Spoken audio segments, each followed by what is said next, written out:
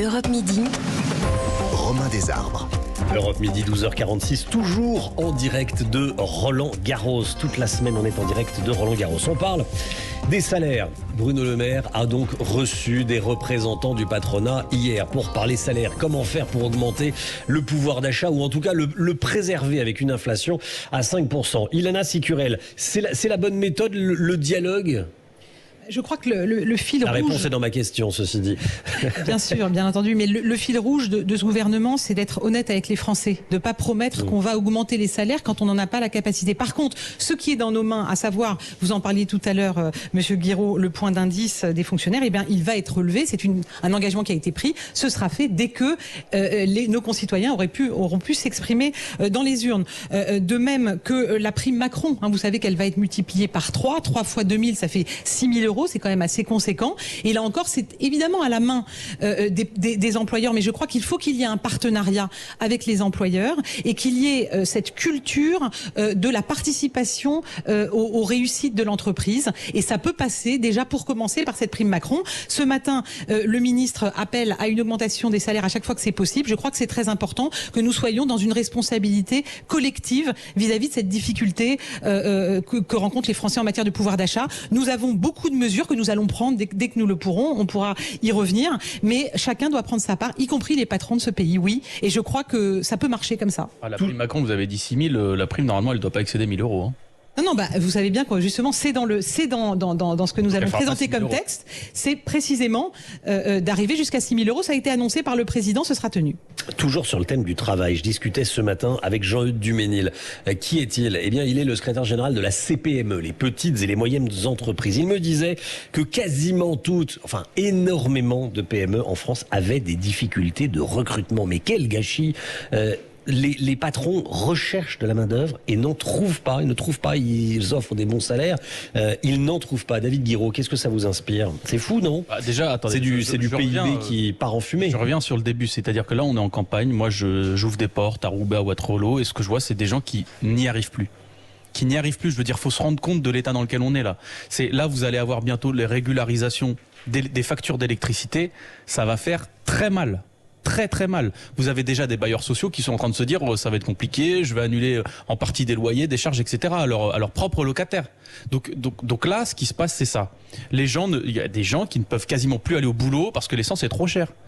C'est ça qui coûte cher dans le pays. Je veux dire, moi, je commence par là. Maintenant, sur les secteurs, et donc, c'est vrai que c'est une réalité. Si on n'augmente pas les salaires, oui, les gens n'iront plus travailler. Hein. Ça, je veux dire, ça va être ça. Vous avez des secteurs, par exemple, qui peinent à recruter. On a parlé l'été dernier des restaurateurs. Mais dans la restauration, les salaires ne donnaient envie à personne de travailler. Je veux dire, vous êtes un jeune. On vous dit, vous êtes à environ 1 500 € brut par mois pour des métiers où parfois vous faites plus que 35 heures sur des horaires hachés. C'est-à-dire que vous arrivez le matin, vous avez une coupure dans la journée, vous devez y retourner le soir. Voilà, c'est ça des horaires hachés. Eh ben, c'est des horaires qui sont extrêmement compliqués pour tenir, pour vivre, pour avoir une vie normale et en plus qui sont extrêmement mal payés. Donc oui, il y a des secteurs, et d'ailleurs dans la restauration ça a été reconnu, où il faut augmenter directement les salaires. Pour les petites boîtes qui n'y arrivent pas, je le redis, l'État doit les aider, ça je suis d'accord. Mais il y a des secteurs, notamment la restauration, il y a des grands groupes qui sont en capacité d'aider et qui décident de ne pas le faire. Pourquoi ? Parce que parfois c'est la rémunération des actionnaires, parfois c'est les dividendes, parfois c'est machin, mais jamais les salaires des petites personnes. Et ça je vous le dis honnêtement, à force de considérer que c'est trop cher d'augmenter les salaires, on va se retrouver avec une machine économique zombie, avec une machine économique morte à l'avance. Donc si on n'augmente pas directement les salaires, et encore une fois l'État peut donner l'exemple dans la fonction publique, dégeler le point d'indice, revaloriser les salaires, et ça c'est des choses qui sont à faire urgemment parce que les gens ne viennent plus dans ces secteurs. Dans l'éducation nationale, dans la santé, les gens, les Français sont de moins en moins à postuler et à rester en poste. Et ça je peux vous dire que dans quelques années, ça va être une catastrophe sociale. Est-ce qu'il n'y a pas aussi un sujet d'incitation au travail ?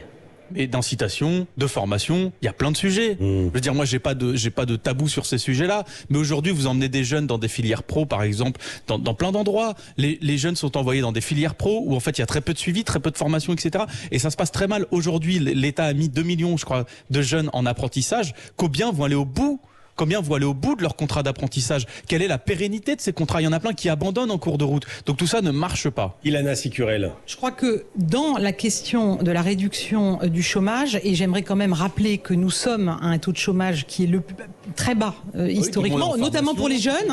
Depuis, j'aimerais bien pouvoir m'exprimer si vous êtes d'accord. Vous travaillez 2 heures par semaine, ça y est, vous êtes plus au chômage. Vous êtes dans un autre statut. Vous êtes venu faire un monologue ou vous... Non, je vous en prie, mais bon, enfin quand même quoi.